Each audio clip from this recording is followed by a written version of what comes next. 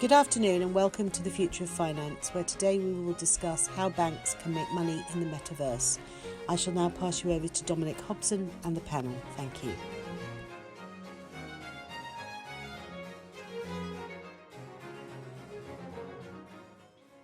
Hello everybody, I'm Dominic Hobson, co-founder of Future of Finance. Welcome to our webinar, How Banks Can Make Money in the Metaverse. Just last week, we discussed why now may be the time to take NFTs seriously. Well, the Metaverse is where NFTs come into their own. In the Metaverse, NFTs represent possession of a virtual asset. The holder of an NFT owns it, which means they can transfer it, they can lend it, they can use it as collateral. In other words, NFTs are what make property rights possible, and it's provable rights of ownership that make it possible to buy and sell virtual assets in the Metaverse. In other words, the Metaverse is the place where NFTs provide the assets and the cryptocurrencies provide the cash to pay for them. And cash and assets are what markets are all about in the Metaverse as elsewhere. And wherever markets are possible, of course, finance is indeed necessary. So if you thought the Metaverse was for gaming, or as Mark Zuckerberg seems to think, for connecting people to each other, think again. The Metaverse is a marketplace, one where banks and brokers and asset managers and insurers can live and work and make money as well. To help us work out how that might happen, I'm joined by four people who've been thinking about the challenges and opportunities of the Metaverse. Heslin Kim is co-founder and CSO at Supra Oracles, whose mission is to bring better, faster, more accurate, more secure, and more scalable off- and cross-chain data to the smart contracts that power blockchain-based financial market networks. Mikhail Panich is the main deal sourcer and decision maker for investments at SCB10X. As Chief Venture and Investment Officer and Managing Partner, she's responsible for both venture capital and venture building at SCB10X. Henry Price is a theoretical physicist and quant, currently completing a doctorate at Imperial College in London, where he works on cryptocurrencies, network theory, and blockchain technology. He also advises GCX, which services institutions that trade cryptocurrencies and digital assets. Gregor Pryor is a partner in the global entertainment and media industry group at Reed Smith, the international law firm, where he currently specializes in clients active in the social media, virtual and augmented reality, and immersive experience industries. Now, in addition to our panelists, we do, of course, also have you, our audience, and the five of us encourage everybody watching and listening to submit questions and comments throughout this webinar by using the Q&A functionality on the screens. I will not be saving those questions and comments up to the end, but we will use them and answer them as best we can as we go along. The intention being that you, the audience, should be an integral part of this discussion right from the outset. Now, to kick our discussion off, I'd like to begin by asking our panelists to give us an idea of what the Metaverse actually is. How do we define it? I've read in the last few days some very clumsy definitions of what the Metaverse is, such as the Metaverse is a form of parallel universe that can be accessed digitally via a screen, a computer, a mobile, or via a mixed experience of the augmented reality or virtual reality type. Another one I saw said it's a parallel world in which 3D avatars participate in social and commercial experiences. I've also read some very succinct definitions, such as this is the virtual world or the immersive cyberspace. My question is, does it matter that it seems to be so hard to actually define, to state what the Metaverse actually is? Heslin, could I throw that question at you first? Does it matter that this definition of the Metaverse seems so elusive? You know, I think that it is so elusive because it's such a nascent industry right now. And the terminology itself is used to define a small subset of examples that I think in the future aren't going to fully define what the potentials we have are in this environment. So I think the lack of clarity in the definition is also because of a lack of clarity of where this is headed and what we're going to see in the future with this actual technology. So majority of the metaverses we see right now are these virtual worlds, largely modeled after the MMORPGs, the massive multiplayer online role-playing games. We've got these virtual worlds that people are utilizing for e-commerce, for gaming, for all these different purposes at the moment. and that are trying to be repurposed to kind of this remote work life that we're seeing post-COVID. So I think that we have this very early understanding of what the metaverse can be. And all of us here and everyone maybe in the Web3 industry and parts of Web 2.0 are moving toward that space and slowly building what that full definition will be in the coming year or two. But I think it's so early stage now that we have very few live examples of what we could, say are full iterations of what the metaverse could be. And I think a question that would spin out of this then is, that I think I have for the other panelists as well. And maybe we can get into this now or later. But do you see metaverse being defined as an initiative that's going to follow through in the Web 2.0 path? Or do you think it's going to be largely dictated and driven by Web 3.0? And with that in mind, I think that really clarifies, what direction the metaverse will head for utility and use cases and potential applications. But I think that would be a good indicator for me of where we stand as a panel.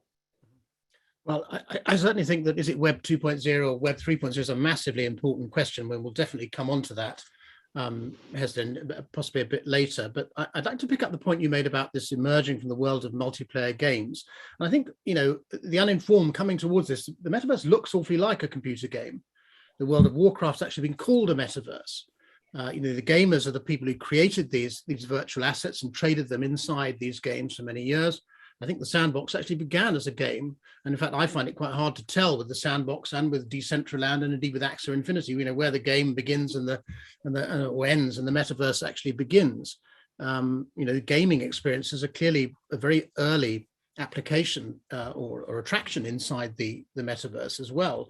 So it's obvious that the metaverse owes a great deal to video games, as indeed the whole of decentralized finance does.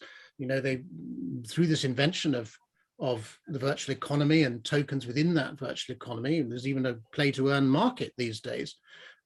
So how is it, and Ty, maybe you have some views on this. I don't know whether you're a games player, but do you think is the metaverse the kind of revenge of the gaming nerds, or is the metaverse going to rapidly outgrow its origins in the gaming community? Yeah, sure thing. Thank you, Dominic. I think, I guess based on our experience, because SCB10X, we have just launched our SCB10X headquarters in the Sandbox Metaverse. So I have to say that in Metaverse, right, when you design the building, it is not just design a building, but you set a stage and you want to tell the story. And how you tell the story, it has a lot of way to tell it. Like let's say when you show the object, it can be like old object, dilapidated the object, right? And that kind of gives the sense of the sense of foreboding or something old or maybe spooky feeling. Even like small design like cobweb that can also send the message that it's something to be maybe like horror or something that you should be careful. So something like that, telling the story is something that the game designer really used to it. That's how they tell the story, right? It's like all blend together. And when you design metaverse too, how you tell the story, it's not just how the building or how the environment look, but let's say non-player character, the NPC character can also tell the story. Like let's say if all these avatar in your metaverse is just walking around, that kind of tell you when you are the avatar going into that space that this is probably the space to explore because everybody walking around. But let's say if your avatar go in there and see that people actually gather all around and start trading, that's probably like the space for commerce. Something like that about storytelling is what game designer very good at. So I think that that's why we see metaverse for the game maker, game designer, they are used to something like this. And we see that the early metaverse, it is very similar to game. So that's what my point of view. Well, that's a very interesting way of humanizing the metaverse. We are always being told we are a storytelling species. And so with that one simple metaphor, you've actually humanized the metaverse for lots of people. Now, Henry, perhaps I could bring you in at this point. I don't know whether being a theoretical physicist means that you know about astrophysics as well. But one thing that's very obvious to me, reading and thinking about this recently, is that the metaverse is not one place, but it's many different places. The report by Non-Fungible counted 47 separate metaverses. There's a metaverse real estate investor called Republic Realm. It says it owns virtual real estate across 24 metaverses. Clearly, we've got our friends at Facebook now called Meta building their own metaverse. We've got Sotheby's building one to sell NFTs. We've got the Seoul Metropolitan Government in Korea is actually setting up a metaverse of its own. So is it reasonable, Henry, to think of the metaverse as a sort of a set of micro metaverses? And if so, how are those metaverses going to interconnect with each other? Are we going to end up with something like the blockchain protocols, which can't talk to each other? Or are there initiatives in hand to change this? Hesden, I can see you'd like to contribute on this as well. Yeah, so that's what oracles are for, so they connect the two different chains together, or even the real world. But essentially, I would describe maybe the metaverse as I said, primarily built on like a token-enabled economy. And it goes back to where you kind of originally started cryptocurrencies with Satoshi. He wanted a ledger, a community, a non-centralized history of events and ownership. And it's natural to progress that to, real world items or even digital items. I mean, the native tokens, even if they're owned in digital worlds, that makes a lot more sense than tokenizing things in the real world because, there's already systems a lot faster and a lot more centralized that can do that. So again, I always regard blockchain more as an administrative layer for authentication, and tokens are basically a way of authenticating whether you own things. So it's interesting you bring up World of Warcraft because that's the primary example used in the early days before Axie and some of these gaming tokens come into play. It's like, how do you represent a sword? And there's even an economy to sell your sword, on the open market in World of Warcraft. It's a bit of a mess and a bit insecure. So why not tokenize and use the existing smart contract infrastructure to change it? And why not take your sword from World of Warcraft to another metaverse? So I see that it's not really in the interest of gaming providers to currently break down these barriers between worlds. They would make the first people who do, it'll be a very interesting secondary market for gaming items and collectibles, which have digital value intrinsic to them. They don't need to point outwards for value. Mm-hmm. Hesden, so is there a risk we end up here with metaverses which are like walled gardens, the great fear of the early internet, as opposed to being this vast and decentralized network of networks? I mean, I'd like to stay with this interoperability, interconnectivity point, because it strikes me as a very important one. And Henry's referred to oracles. Oracles are what you do. How are these metaverses going to hook up to each other, Hesden? I think I'm going to change my LinkedIn title now to oracles. That's what I do. I love that. But I think it harks back to the Web 2.0, Web 3.0 discussion in terms of the walled gardens and where things are headed with regard to that. I think in the Web 2 era, it's much more difficult when you have centralized databases and private data that you're not willing to share with others to create these kind of worlds and economies like Henry's talking about that are all going to have their own tokens, that are all going to have their own internal economies. And how would you bridge these together?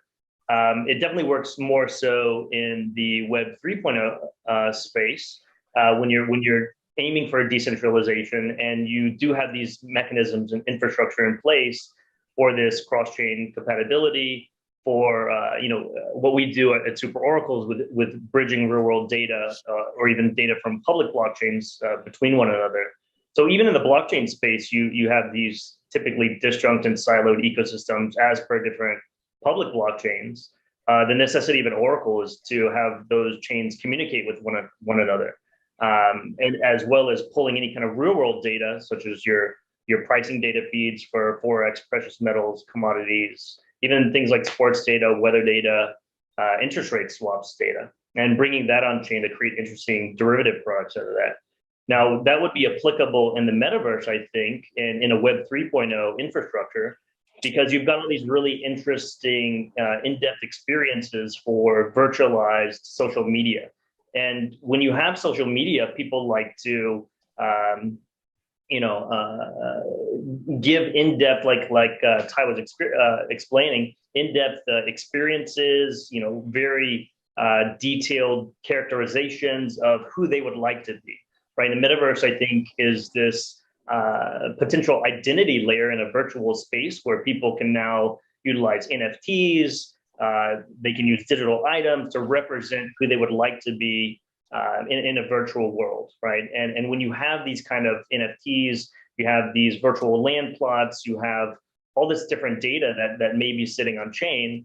There's some very interesting analytics that can be built out of that. And how would you port that over into a dashboard, to be able to streamline all that, to clean it and filter it and make something actionable out of it for any kind of, consumer data or marketable data that you could gather from the metaverse. So that would be the Oracle use case. And the ability to bridge this information from metaverse to metaverse, if it is in a Web3 infrastructure, would benefit greatly from having an Oracle combine all these different segments. And that would be up to the metaverse owners or the DAO or governance model of how these different sectors are going to connect to other potential players in the space. So, I really do think it leads up to Web 2.0, Web 3.0, and kind of where the infrastructure is going to lay with regards to that. There's still quite a lot of information that's not on chain. So I think we should be mindful that a lot of the stuff you see, all these pictures and auto-generated stuff, and the vast majority is not on chain. So there is only literally 3 or 4 fields representing either a combinatorial version of a picture or very, very little. And also the legalities surrounding these is very unclear what IP you own, except some of them sort themselves out. So at the moment, I would say there's still a lot of legacy or centralized systems requirements to run what you're saying. As I said, if you think of it more like a token-enabled economy or an identity layer, that's like where the actual the blockchain tech sits. And then all this is already, you hear of layer 2, but there's also a hell of a lot of gaming stuff will be stuck on other servers because you can't compute a lot of complex gaming logic on a blockchain. It just simply is not possible now. Mm-hmm. So yeah, the metaverse is blended. Well, it's very interesting what you say, Henry, because when I was listening to Hesden talking there, it was like what he was saying resonated with me in terms of bringing the physical world closer to the virtual world. These oracles are like the wormholes which allow these two universes to connect with each other. The point you make about not everything being on the chain, presumably over time that problem is solved, not necessarily with blockchain technology for the reason you've just pointed out. So we should bear that point in mind as we talk about the technologies that underlie the metaverse and metaverses later. But Gregor, you've been very patient. I'd like to bring you in, and maybe with a slightly unfair question. As you've listened to Henry and Hesden and Ty, have you been thinking that something that the regulators maybe need to get involved here if this metaverse is to grow and flourish in the way we would all like through lots of different interconnecting metaverses? Do we need somebody to say, well, these are the standards by which you should connect, these are the rules by which you should connect, or can we take the risk that we're going to end up with these self-governing entities run by effectively owned and governed by their token holders? After all, the computer industry is not famous for being positive about standards. You can't even hook up an Android and an Apple telephone properly. So it's an industry with a very long history of wanting to have walled gardens. And whatever we think about the origins of the metaverse, maybe that kind of attitude persists. Is there a role for regulation or law here? I was getting excited when Henry was asking about the legality of ownership in the metaverse. And I thought, we'll talk about that. Do talk about that. Because, I made a very bold claim about that at the up front there, which may be complete nonsense. I mean, I see the metaverse as a combination of different technologies, including game engines, including the blockchain, including devices, including a bunch of different enablers that allow us to create these virtual worlds.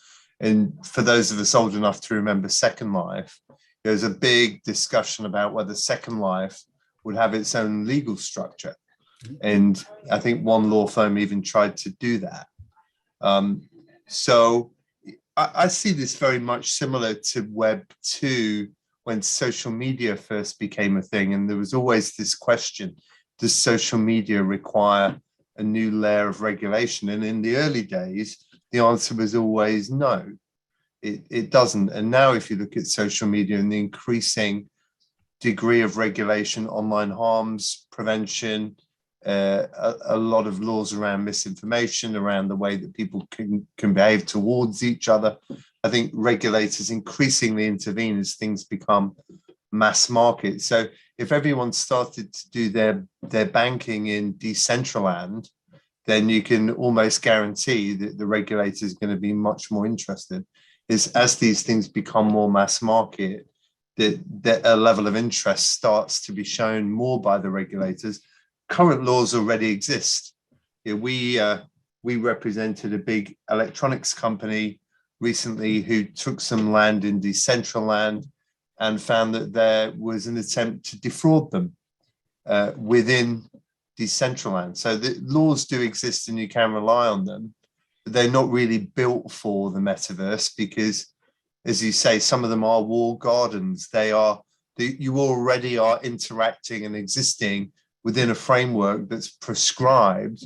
I think DAOs are much more interesting because the idea of a DAO structure where the community decides and there's a kind of looser framework around which the metaverse can operate from a legal perspective, much more interesting.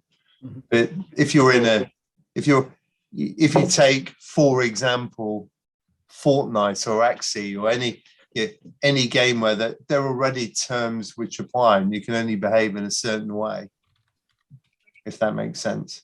And as for the ownership point, I mean, there's tons of examples of people ripping. I mean, you will have seen the example of the Dune movie as an NFT. People simply ripping off other people's property and selling them as an NFT happens a lot. As with Web 2 disruption, there's tons of opportunity for bad behavior if people are inclined towards it. Can I pick up one of the points you raised a few minutes ago about, you raised it in the context of Second Life. Now, these avatars are going to be our identities in the metaverse. So it's our avatars which are actually going to transact business in the metaverse. They're going to be our nodes on the network, if you like. They're going to be our identities, presumably going to be tied to our digital wallets. So the cash and the assets are going to flow. It's all going to be very tightly tied together. Now, is the legal regulatory position of those avatars still uncertain, or do we have like digital identity laws in place which are sound for protecting our rights in the metaverse? As far as I know, the law doesn't really prescribe for an avatar to have a legal identity. We all have legal identities. We represent many celebrities. Jay-Z has no doubt 50 Facebook pages, but they're not all Jay-Z.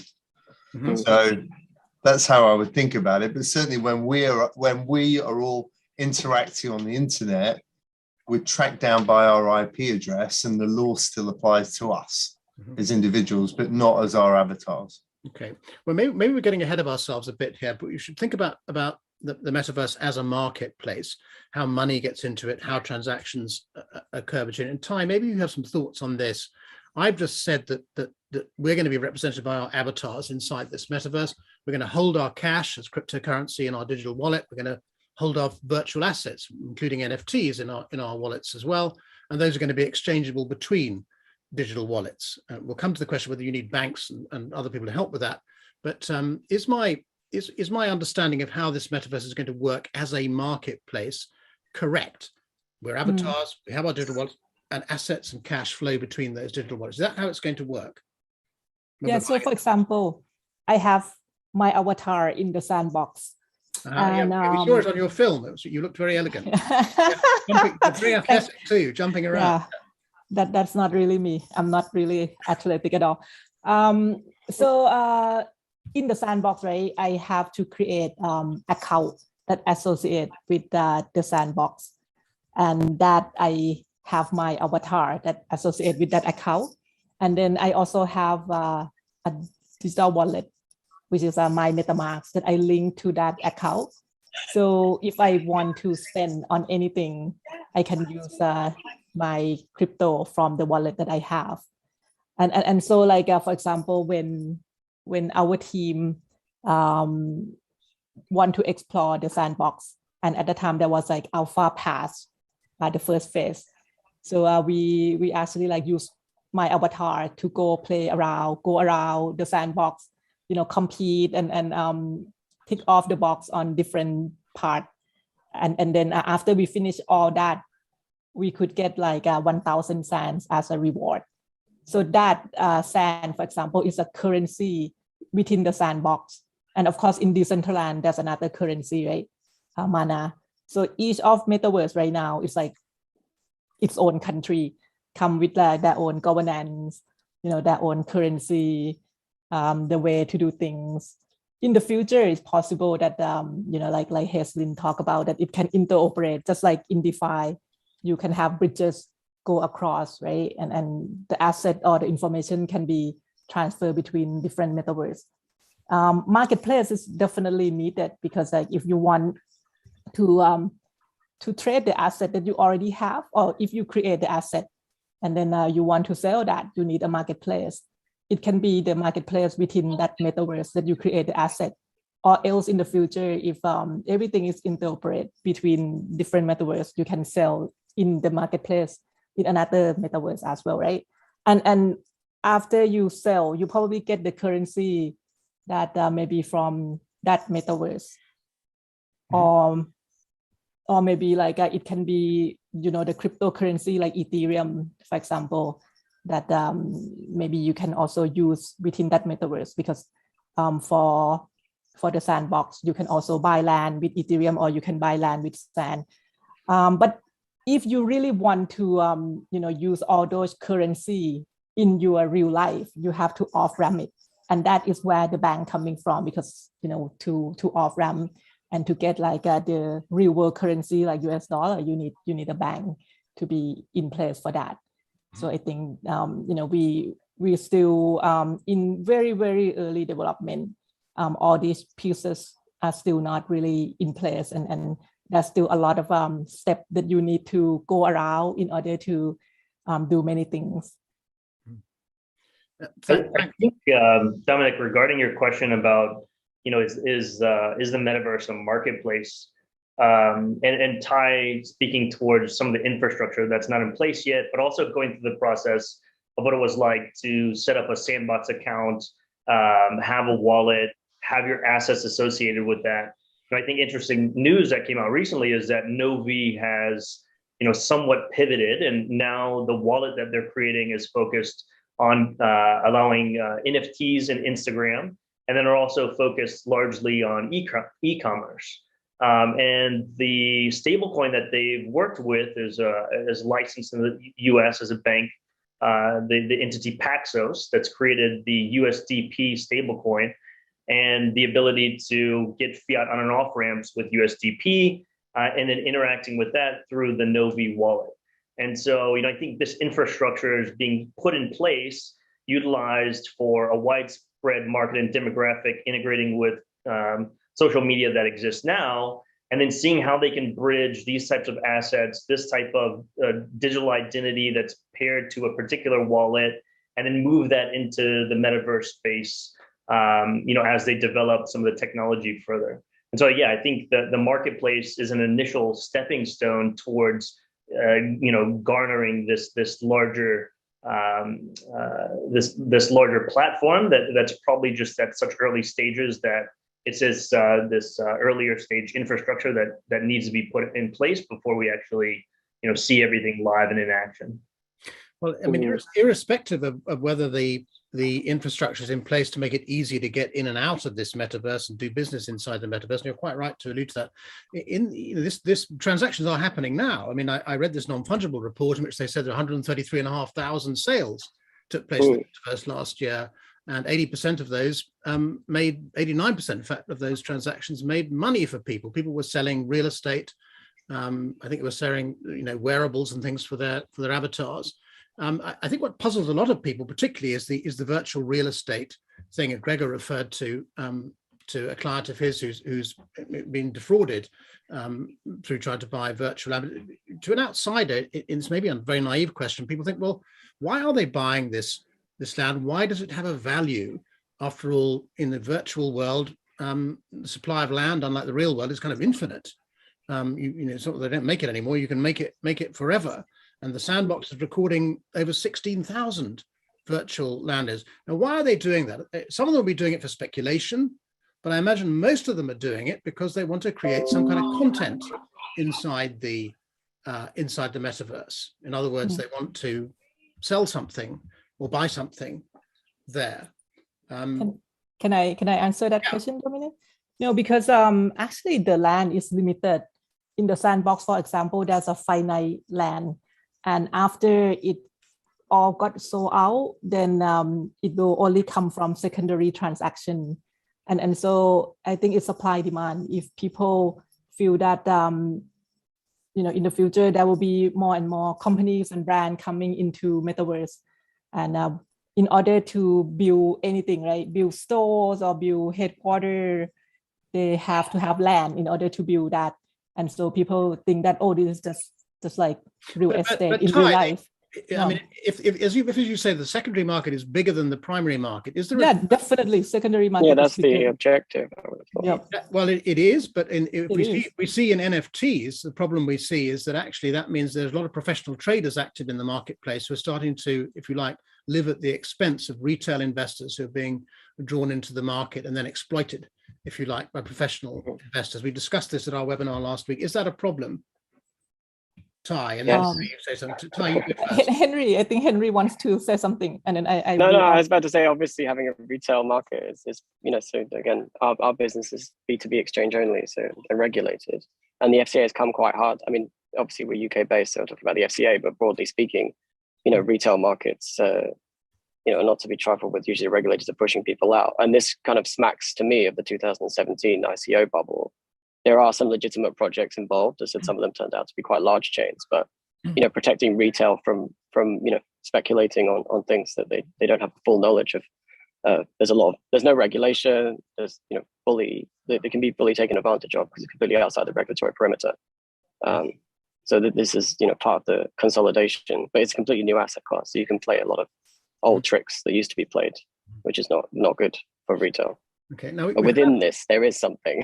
That's the nature of these things. It's within a fraction of these that there's something quite novel about what they're trying to do. Now we've been asked a question by a member of the audience, and it's a good one. It's really the topic we're talking about. We're taking quite a long time to get there, but his or her question is: can you speak more about the role of banks in this metaverse marketplace? Are they essential in any way? What roles can a bank play to service the user base inside the metaverse? Is it limited to reproducing analog products and services? What are some of the innovative approaches to generate revenue? So if I could ask, and Heston, you're probably best placed to answer this, and Ty, I'm sure you've got views. You're part of a bank after all. I can see banks. We've talked about all these transactions happening. We can see banks are needed to make payments. We can see they're needed to exchange these stable coins, these cryptocurrencies, and maybe we haven't even touched on this yet, these central bank digital currencies once these become available. So there's kind of usual banking activities, running digital wallets, making payments, exchanging currencies, and so on, but maybe also lending. Maybe they could use some of these assets as collateral. So personally, I can see lots of reasons for banks to do interesting things in this world. But what would be your answer to our audience member, Heslin? I think that Ty is probably the ideal panel member to speak about this. But really, I think what's going on here and why we've seen so much engagement from the banks in this sector is that there's this cross-pollination going on between crypto and between traditional financial markets. And we're seeing that there are entities that are moving from the Web3 world and trying to make real world examples and tangible physical statements about their place and prominence in the industry. So seeing crypto.com go out, FTX go out and brand themselves on top of sports stadiums.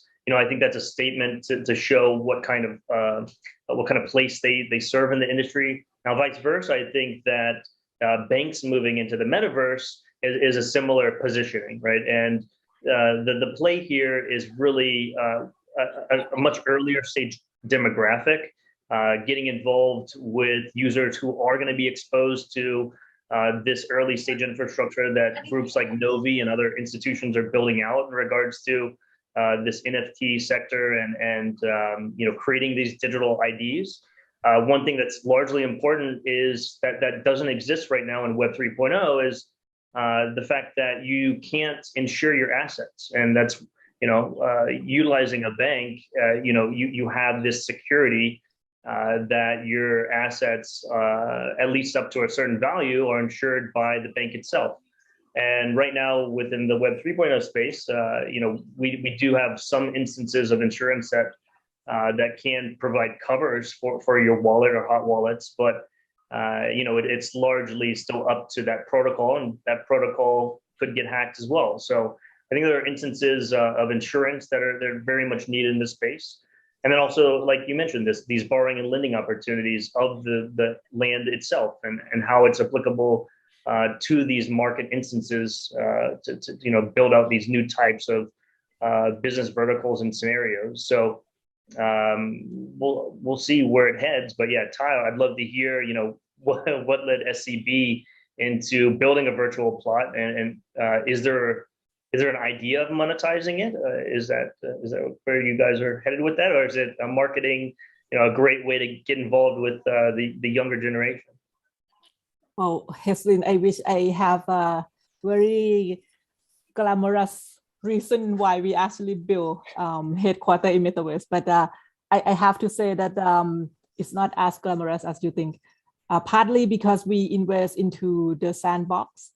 We really think that Metaverse, the future of Metaverse could be huge, and brand and companies can use Metaverse as a new way to acquire customer, because more and more people spend time online, and right now, they just spend time on internet, right, and e-commerce. But in the future, these people might actually move into Metaverse because there might be a potential for a lot of activities to happen in there, and your daily activities might actually be moved into Metaverse, and so for us, after we invest, we wanted to show as well that we have technical capability and creativity that we could build into Metaverse and showcase what can happen with your imagination. And so that's what happened. When we wanted to build into the Sandbox, we talked to the founder of the Sandbox, and he suggested to us, build something very creative, something that cannot actually be in the real world, like something floating in the air, or something like floating on the water, because there's no physical limit, there's no physics, no gravity at all. There's no sense of safety, because you can do anything in Metaverse. So just build. So that's what we did. For us, though, we think that in the future, there's so many things that we could do regarding to bank in Metaverse, but that also depends on the regulation, and Dominic asked this question before too, because the regulator are quite concerned, right? All this concept about cryptocurrency, NFT are very new, and there's a lot of retail investor that not really quite sure what's going on, and they might be too much speculative and lost money, and of course the regulator did not want that to happen. But for us, we think that first of all, bank could have a branch in Metaverse that we could offer a financial services related activities in there. You could deposit the money just like online, right? But then you can do it with your avatar in Metaverse, and then it show up in your bank account. Or you can actually have the investment center inside the Metaverse, and people can come with your avatar, talk to avatar of all these teller or bank branch investment advisor, and get advice, things like that. So that's quite simple. But exactly like you think, in the future it can also be lending, borrowing, right? Bank could take the NFT collateral from people who create all those assets inside Metaverse, and can do appraisal, and then can give the loan based on that. and can also provide insurance too, because like all these NFT inside Metaverse or the land itself can become like a very valuable in the future. So that type of thing could come into play, but it also depends on the regulation. For example, in Thailand, bank cannot own digital asset.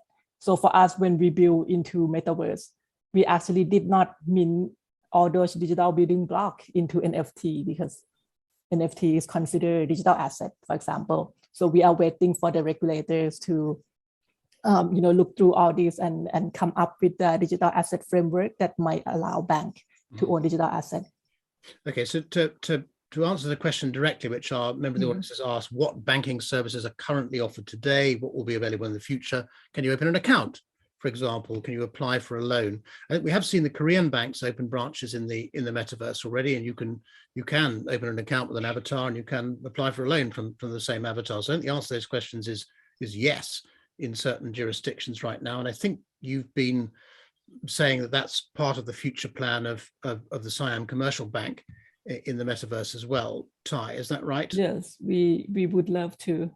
Yeah. In the future, when the regulator allow. Yeah, and we've been and maybe Gregor, you have some thoughts on how these current regulations map. But here's a very interesting question: how do you think you can handle KYC in this virtual environment? You can't just have anybody wandering to the Metaverse and opening an account with an anonymous avatar of their own. You kind of need to run the KYC, AML, CFT, sanction screening checks to make sure it's not Vladimir Putin trying to recycle his ill-gotten gains in a Thai or Korean bank, don't you? Gregor, how do you do KYC in the Metaverse?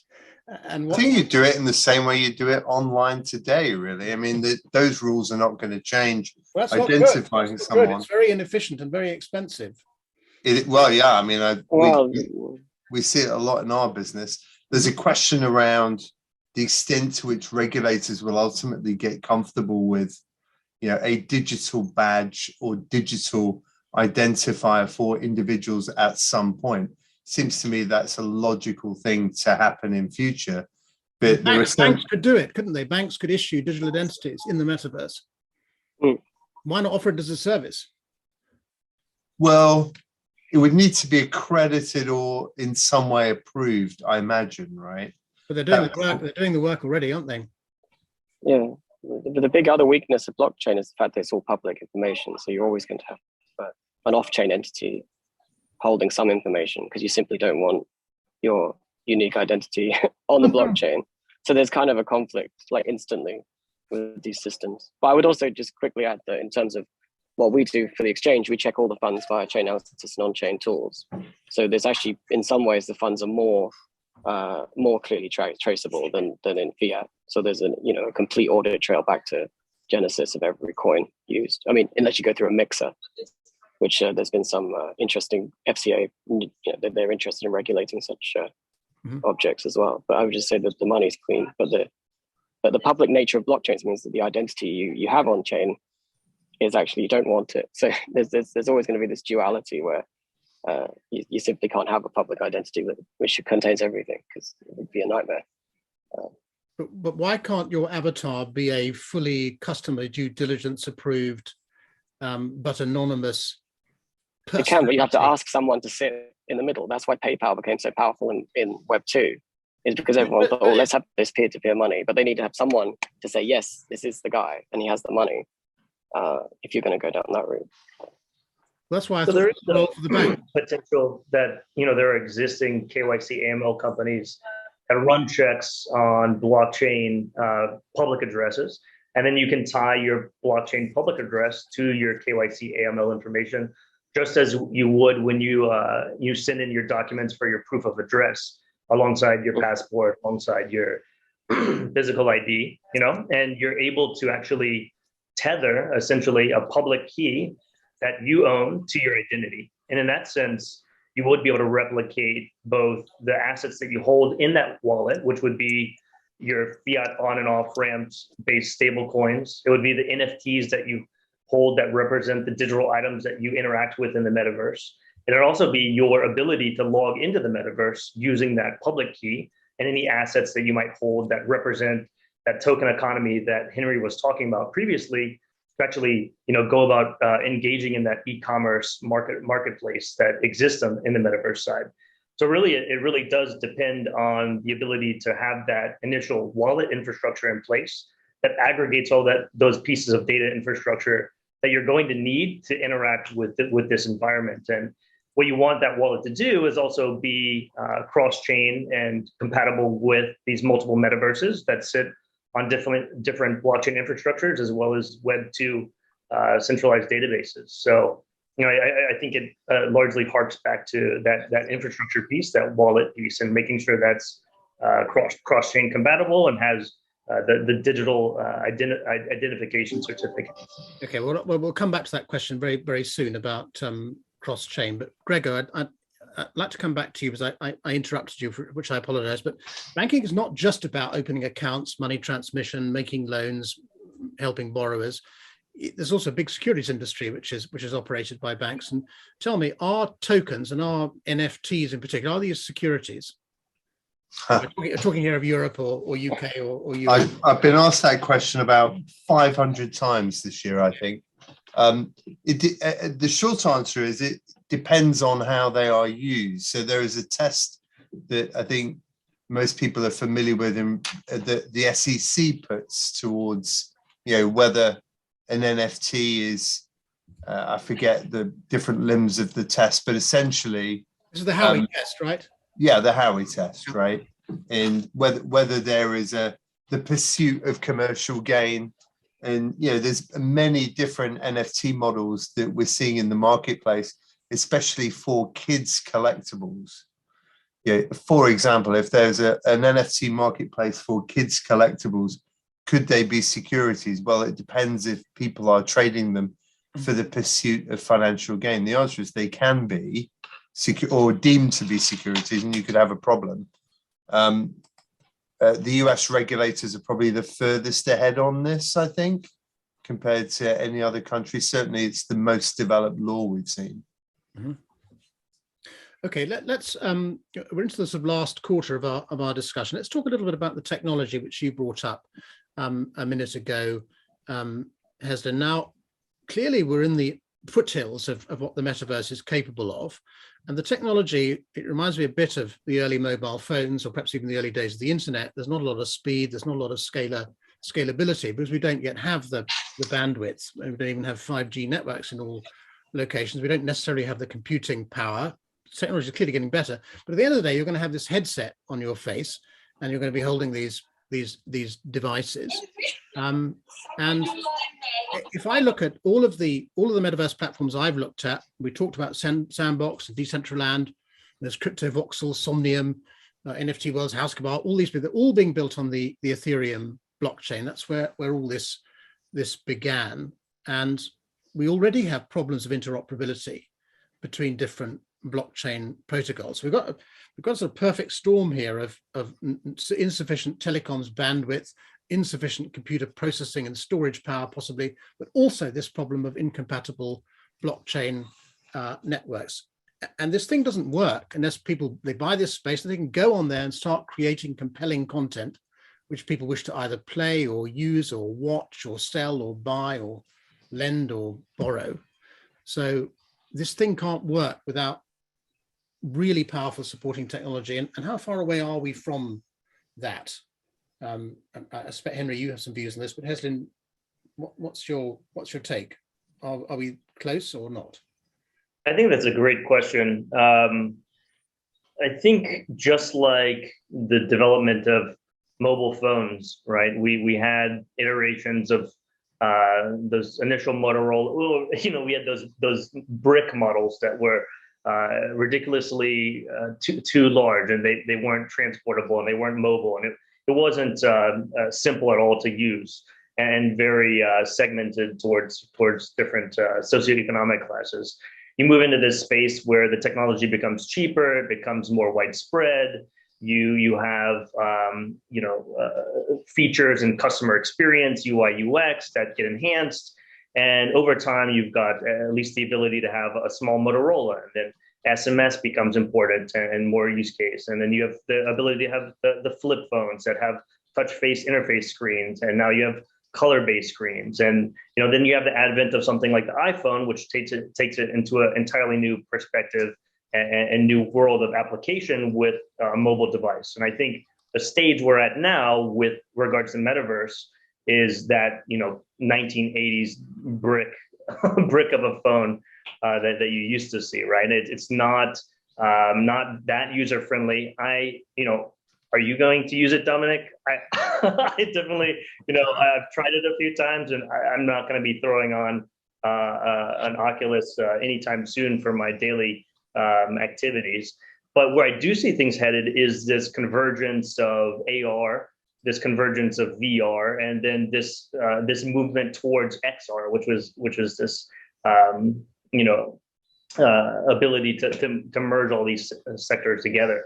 I think an interesting technology that we will see in the future that will play a very large component into Metaverse is things like what Elon Musk is working with Neuralink, and how will Neuralink impact the ability to interact with digital worlds, digital content, and where will we see things like that headed with the ability to interface with AR, with VR, directly from an implant. And I think that's roughly 10 to 15 years away for medical purposes. But, in a 20-year trajectory, where do we see those implants impacting the interaction we have with digital worlds? So, yeah, I think we're at the very early stages, which is why, we're not seeing a mass push for retail and consumers to get involved with these existing applications, but why there is this large scale potential, and why everyone's claiming that this is a great land grab opportunity to get involved with at an early stage. Mm-hmm. Yeah, I don't want to be the whole wizard behind the curtain thing, but you said we've cut this whole conversation without really talking about smart contracts, like what they do, right? So they're mitigation of counterparty risk. So the first initial smart contract is an exchange contract, and without having a third party involved, you say I put this token here, and if this is the correct conditions, then they do a swap. So you get, this is a decentralized exchange because we're imitating real life, right? So this is the first marketplace, is a decentralized exchange. Essentially, token here. Does that match $100,000 for this? Okay, great. You get your crypto kitten, you get your NFT and swap, right? That is the primordial elements, right? And then you get interesting things like, as I said, Gregor mentioned, like DAOs. How do you implement more complicated infrastructure and rules and laws? So these are kind of the primitives that grow and grow. But all the stuff with the metaverse, I find, is more, as I said, the wizard behind the curtain is purely these smart contracts and how complicated they can get and how many interactions they can mediate. Because ownership of the land is purely just saying, okay, you're allotted in a ledger, which is obviously decentralized, which makes it kind of cool that you don't have to go to a third party to validate the ownership. So, but this is the actual core. This is the guy behind the curtain, and then everything on top is the secondary layer. So I think of it more like that. And then banks can even come in just as giving you a stable coin, for example, just backing one side of the trade in a currency that isn't all over the place is one thing. And then you can mediate loans like that. You can go to, because it's completely counterparty. It doesn't need a counterparty. So you can also get loans on conditions. Gregor, you must contribute to this. I mean, the wizard behind the curtain, there doesn't need to be a lawyer and a regulator in front of the curtain. I think Henry's description is brilliant, actually. I think the potential of smart contracts and the ability just to be able to transact, and as he very cleverly puts it, ameliorate that counterparty risk. That's what the smart contract is capable of doing. And as they evolve and become, there are law firms springing up now who solely concentrate on smart contracts. And so our community is figuring out, oh wow, this is really going to be the future. And I'm quite convinced that executable idea that you can just go, wow, okay, a bank could lend immediately, assuming that those criteria are satisfied. You don't need to go through any approval process. The smart contract just does it for you. That's super exciting, I think. Well, can I? Kai, you go. Oh, sorry. Yeah, no, I just wanted to talk about in terms of builder perspective. It's very, very early metaverse because the tooling is still very primitive. And if you expect that, all these people are coming into metaverse and going to build en masse, the tool right now are definitely Yeah, not exactly. yeah. It's very primitive. Like for example, my team, we actually design everything. We actually hire architect and graphic designer into SCV10X in order to do this building of the headquarters. And the architect, they design everything outside. And when they want to transport and do it like in a voxel version, it just didn't work that way. Because like the way like the voxel vox edit and game maker tool, it didn't enable easy build at all. And beyond just the tooling, the demand, the platform is still not be able to take in a lot of user all at once, because like when we were building, and that night Sandbox started alpha pass season 2, and then suddenly that tons of people came into the platform to play, and that night basically everything crashed. We couldn't build anything. And so if you're going to be prepared for the mass coming into Metaverse, the infrastructure is not yet be able to support the demand that come in. Yeah. So we are so early.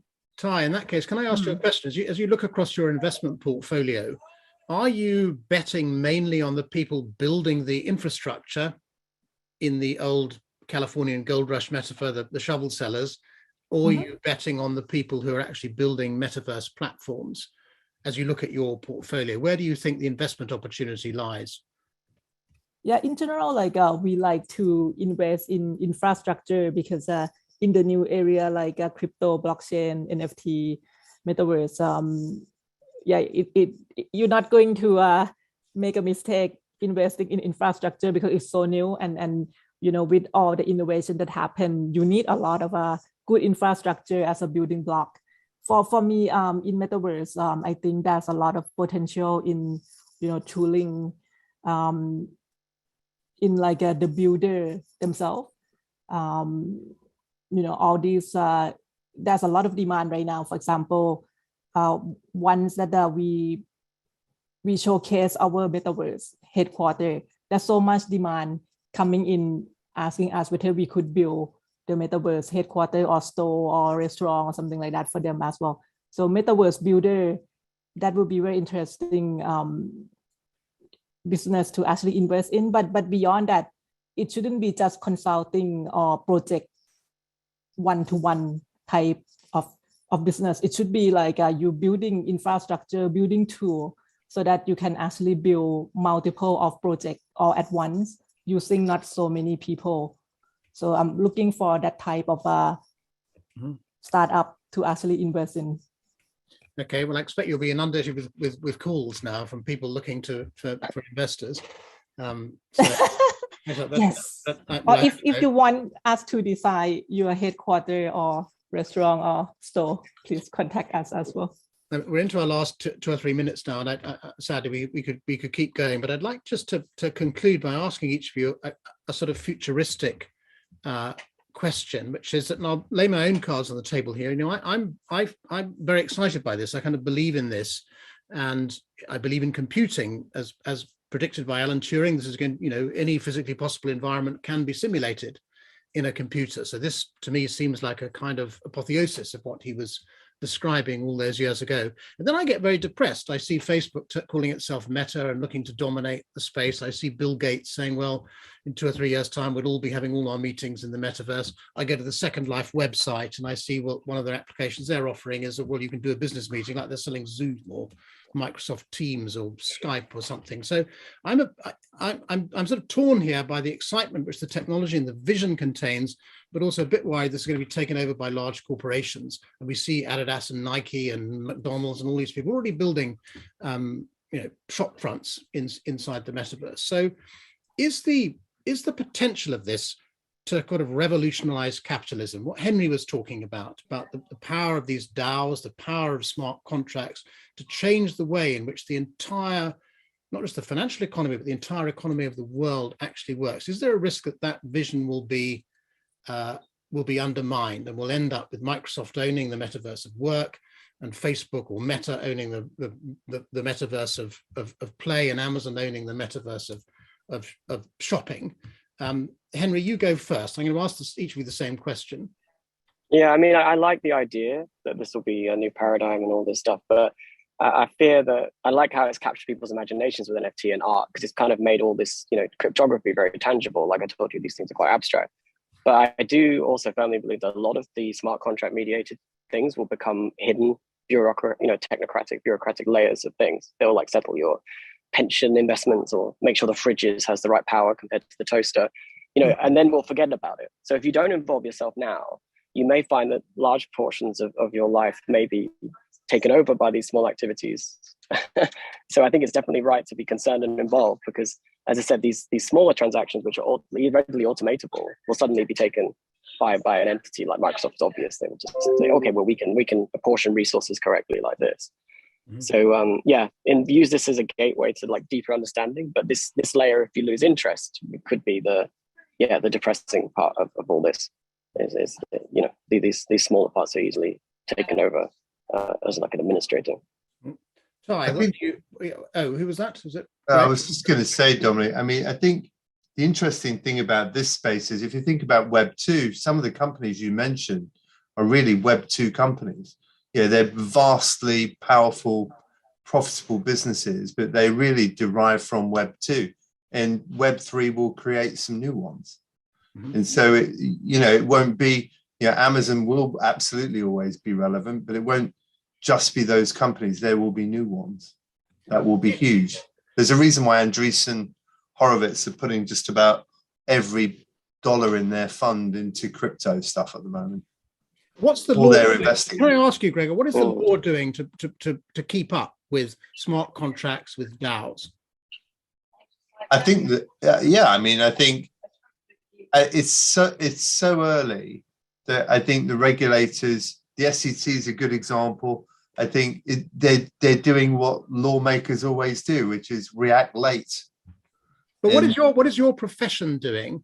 Lord Mansfield totally reinvented commercial law at the end of the 18th century to take account of industrialization and the need for joint stock companies. Do we not need something very similar now? And does that not work which you and people like you could do rather than waiting for the SEC or the government to do stuff? I've been told for years that I'm going to be replaced by a robot, and so far it's not happened, right? A whole webinar on that. Don't worry, you're not going to be. Law firms are making, as much money as they always have.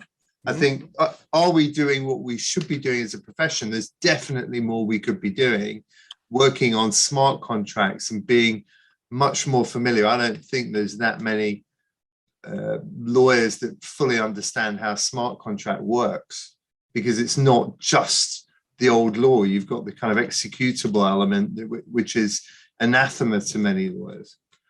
So yeah, it's a very fair comment, Dominic. I think there's a lot more we could be doing. And the winners in my space are going to be those that innovate and get ahead of it. I'm sure of that. Okay, we'll have you back to see what you've done. We'll have a robot version. I'll be a robot by then. Don't worry. Have your avatar here. Yeah. Ty, a word from you. Are we looking here at a total reinvention of capitalism, or is it capitalism as usual? What do you feel as an investor in the sector, Ty? I think it's going to be the transition into the new regime, like in Web 3, right? We can read, write, own. In the past, we can read and write, and we don't own our data, we don't own our content. I just think that it's going to be the new regime that you can benefit from, your own creation, your own creativity. The builder, the user will be able to benefit from all this, and everything will align in terms of incentive. Mm-hmm. The more you use, the more you create, the more you can benefit from that. Yeah. So I would say that it's the continuation of capitalism in a different paradigm. Thank you, Ty. That's a very encouraging message. So Hesden, you heard that. We're all going to become our own creators, owners, directors, customers. The vision of DeFi and of the decentralized future, the DAOs, the world of smart contracts. So it's not going to be, the metaverse is not going to be business as usual, just in 3D. What's your expectation? looking forward? I think an interesting to preface that answer with is the concept of this walled gardens discussion we had right at the very beginning, and the fact that Meta itself has just recently sold their entire blockchain division Diem to Silvergate, right? And if Meta is going to position themselves as the forefront of Metaverse, even though we have Web3 iterations that claim to be, is that really what we're going to see mass scale consumers utilizing as Metaverse, right? I think it all depends about branding and marketing. It's not always about the best tech or the most utilitarian or libertarian tech that will survive. So, it is going to be a dominant factor. And I think there's going to be these two components of, who's going to take advantage and claim ownership of Metaverse. And as long as Web3 can, have its foothold and maintaining a semblance of what Henry was talking about, there's still the instances where traditional finance players can get involved just through the infrastructure layer, just through having digital custodians, just through making sure that they have, KYC providers who are able to onboard public addresses, investing into wallet infrastructure. Any of these base pieces that can be done now. A metaverse is just a user experience and a new way for a customer to get involved with the products that a bank could offer in a new way, right? And where do I see it headed? I think there'll be both divisions, and we'll see how things play out as far as hardware is concerned, and as far as mass consumers are concerned, and which they choose, and what's the easiest to utilize. So I'm all for the Web3 movement, but I can be a bit optimistic and pessimistic at the same time that we'll make it at the top of things. So, well, sadly, I think we must stop there. But I think all of our panelists have said in their very different ways that the metaverse is the decisive battle now between the digital past and the digital future. And it's up to all of us to play our part in doing that. So we all have a responsibility to understand what is going on and play our part in it, and we can effect really meaningful change. That's an optimistic note to end on. I'd like to thank our panelists, not only for that optimistic note, but to thank them personally for taking part. Heston Kim from Super Oracles, Gregor Pryor from Reed Smith, Ty from SCB 10X, and of course, Henry Price from Imperial College. Thank you also to our audience for your questions and your comments. We'll be returning to this subject sometime soon, because I think it's going to be a long-running theme for us. Now, here at Future of Finance, our next webinar is 2 weeks today, Thursday, the 7th of April, same time, 1400 London time, same place, Zoom. And in it, we're going to discuss how to make the insurtech revolution actually happen. I hope many of you can join us then.